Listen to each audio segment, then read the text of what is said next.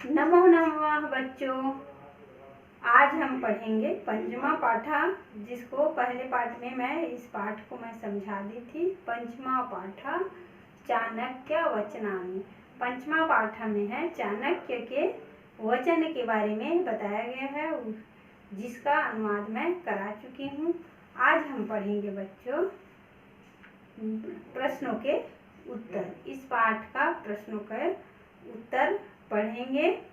तो पहला प्रश्न है इस पाठ के अंतर्गत, पहला प्रश्न है और अनुवाद से ही प्रश्न उत्तर निकाला गया है। इतना ध्यान रखना है कि हम अनुवाद जो पढ़े हैं इस श्लोक का अनुवाद, उसी से प्रश्न उत्तर निकाला गया है, जिसमें प्रश्नों के उत्तर हमको संस्कृत में ही देना होगा। तो प्रश्नों के उत्तर संस्कृत में लिखिए। क्या करना है? प्रश्नों के उत्तर संस्कृत में लिखिए। तो क्या करना है?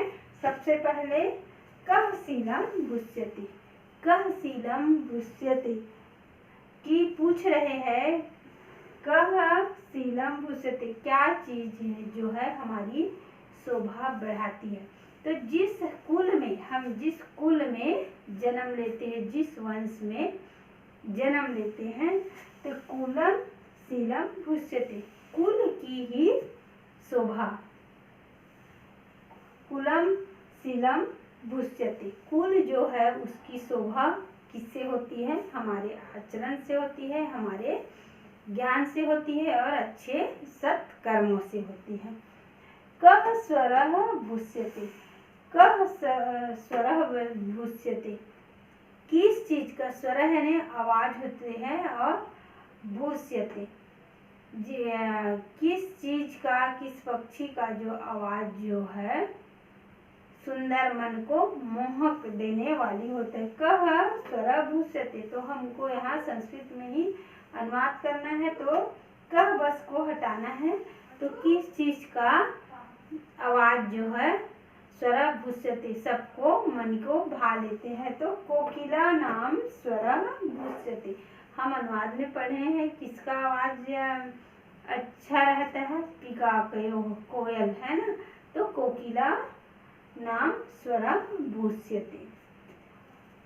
अब पिकाकयोः भेदः कदा भवति, पिकाकयोः, पिका यानी कोयल, पिकाकयोः और कौवे का भेद कब हमको दिखाई पड़ती है, ये पूछ रहे हैं।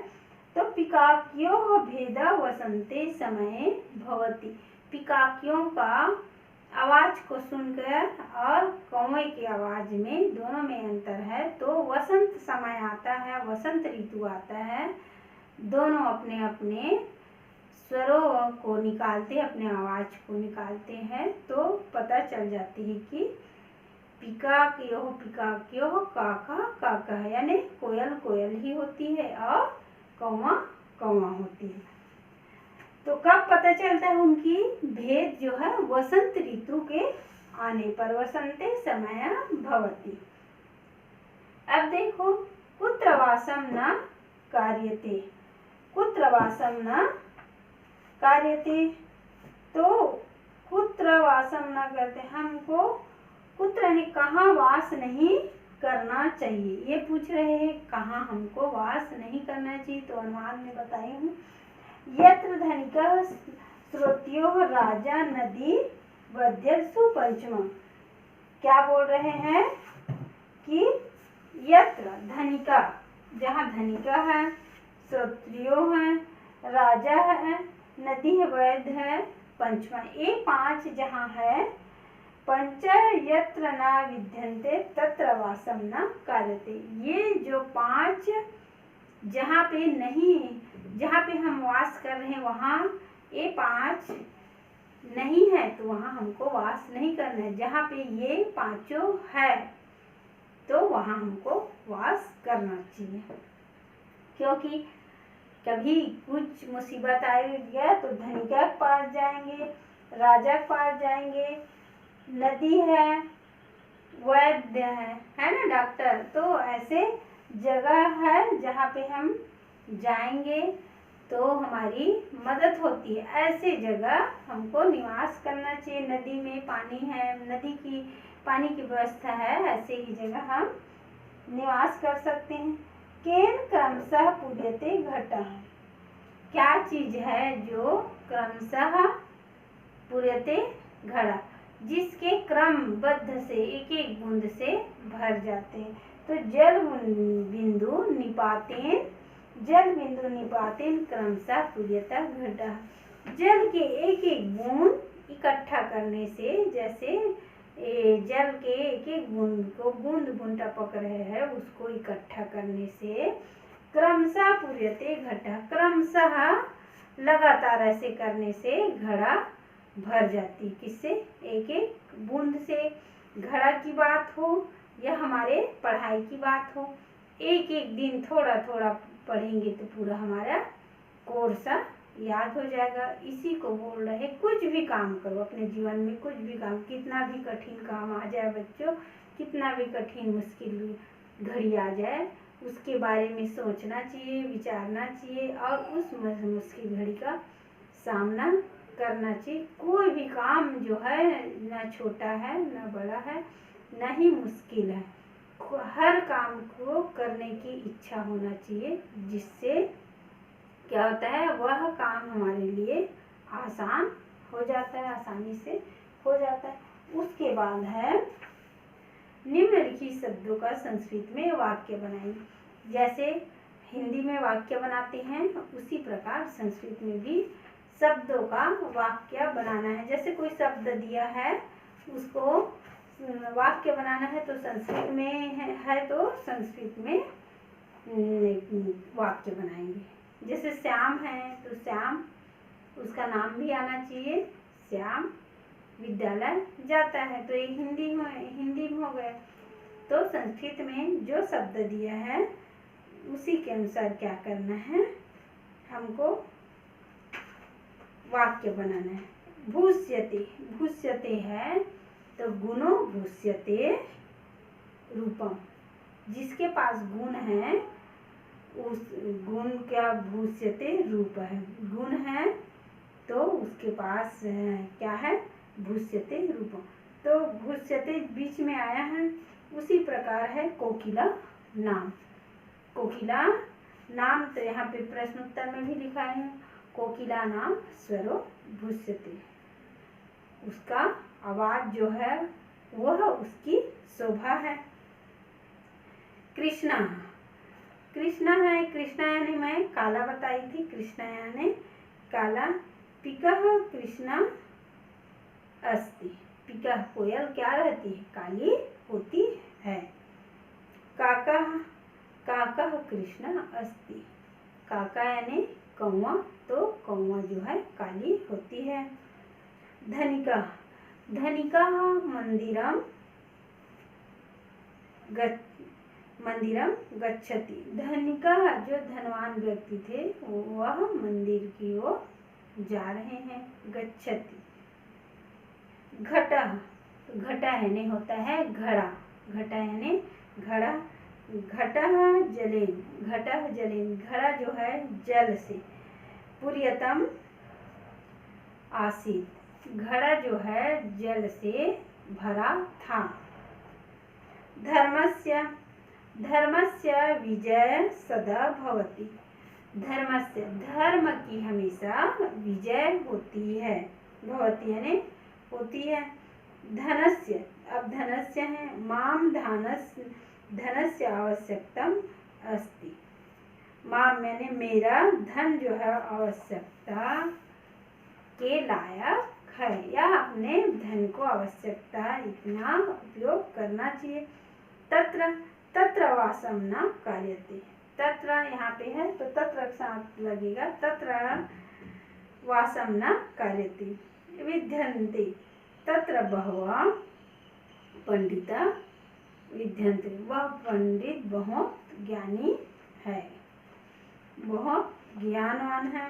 अब है बच्चों संस्कृत में अनुवाद कीजिए, संस्कृत में अनुवाद कीजिए है तो संस्कृत में अनुवाद कीजिए। देखते हैं पहला प्रश्न है संस्कृत में अनुवाद के, विद्या सिद्धि से सुशोभित होती है। अब हिंदी में है, उसको हम संस्कृत अनुवाद करेंगे। तो बोल रहे हैं विद्या, विद्या जो है सिद्धि से सुशोभित होती है। विद्या है हमारे पास, जैसे विद्या है वह क्या होती है, सिद्धि, उसमें सिद्धि प्राप्त कर लेते हैं, उस ज्ञान को बहुत जान लेते हैं तो सुशोभित होती है।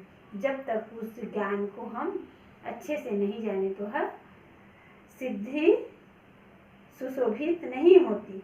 तो सिद्धि भूष्यते विद्या, सिद्धि से विद्या सुशोभित होती है। सिद्धि भूष्यते विद्या, उसका संस्कृत अनुवाद है।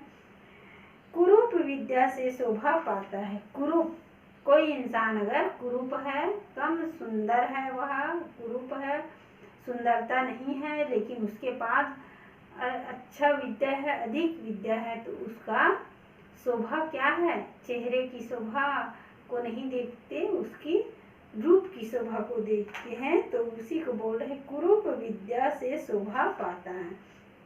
तब विद्या तपम कुरूपानाम, है ना। विद्या, विद्या रूपम कुरूपानाम, विद्या का रूप जो है, विद्या है उसके पास, तो विद्या रूपम कुरूपानाम, विद्या से ही वो कुरूप व्यक्ति है उसकी शोभा बढ़ती है। कोयल काली होती है, क्या होती है, कोयल जो है काली होती है। तो कोयल को क्या बोला है संस्कृत में, पिका, पिका, है ना। तो यहाँ पे लिखेंगे पिका, काला, काली है तो कृष्णा, काला यानी कृष्णा होती है, यानी अस्ति, पिका कृष्णा अस्ति। अब है तपस्वी क्षमा से सुशोभित होता है। तपस्वी रहता है जिसकी शोभा जो है किसी व्यक्ति को क्षमा करने से होती है। क्या बोल रहे हैं, तपस्वी नाम, तपस्वी क्षमा से सुशोभित होता है। कोई भी तपस्वी है वह किसी व्यक्ति से भूलवश गलती हो जाती है तो उसके क्षमा करने से उसकी शोभा बढ़ती है। तो क्षमा रूपम तपस्विनां भवति, क्षमा रूपम तपस्विनां भवति, क्षमा करने से ही उस तपस्वी का रूप जो है सुशोभित होती है। कहाँ वास नहीं करना चाहिए, कहाँ, कहाँ का कुत्र होता है, कहाँ का क्या होता है, कुत्र, कहाँ वास नहीं करना चाहिए। तो कुत्र वासम न करेति, वास का वासम है, नहीं करना है, और करना चाहिए का कार्यते। रिक्त स्थानों की पूर्ति कीजिए। अब रिक्त स्थानों को पूर्ति करना है तो हम जो श्लोक पढ़े हैं बच्चों, उसी से रिक्त स्थानों की पूर्ति कर रहे हैं। सिद्धि भूष्यते विद्या खाली स्थान धनम। तो क्या है, सिद्धि भूष्यते विद्या भोगो भूष्यते धनम, है ना। सिद्धि से विद्या तो प्राप्त होती है, तो भोगो भूष्यते धनम, उस धन का भोग दान करके, उसका सही प्रयोग करके करना चाहिए। काका कृष्णा पिका कृष्णा खाली स्थान, तो क्या आएगा, काका कृष्णा पिका कृष्णा को भेदो पिका क्यों, क्या हो गया, को भेदो पिका क्यों, उस समय उसका भेद पता चलता है। खाली स्थान क्रमशः पूर्यते घटा, खाली स्थान क्रमशः पूर्यते, जल बिंदु निपातेन क्रमशः पूर्यते घटा, जल के बूंद के थोड़ा थोड़ा गिरने से क्रमशः क्या हो जाते, घड़ा भर जाती है। तो ये तो हो गए आपका प्रश्नों के उत्तर। वाक्य में प्रयोग कीजिए, हिंदी से संस्कृत अनुवाद और खाली स्थान। खाली स्थान जो है आपका इस श्लोक से ही है। तो आप लोग अपना इस पाठ को अच्छे से लिखोगे, अनुवाद उसी में दिया है। सबसे पहले आप लोग शब्दार्थ लिखोगे, उसके बाद अनुवाद लिखोगे, प्रश्नों के उत्तर, वाक्य में प्रयोग करो, हिंदी से संस्कृत अनुवाद और खाली स्थान। इसको पूरा आप लोग लिखोगे और मैं प्रश्नों के उत्तर संस्कृत में है उसको मैं PDF के माध्यम से भेजूंगी बच्चों। तो यह चैप्टर जो है पंचमा पाठ है चाणक्य वचनानि वह आज यहाँ समाप्त होते हैं। अब आगे की पाठ हम पढ़ेंगे षष्ठा पाठ। तब तक के लिए बच्चों नमस्ते।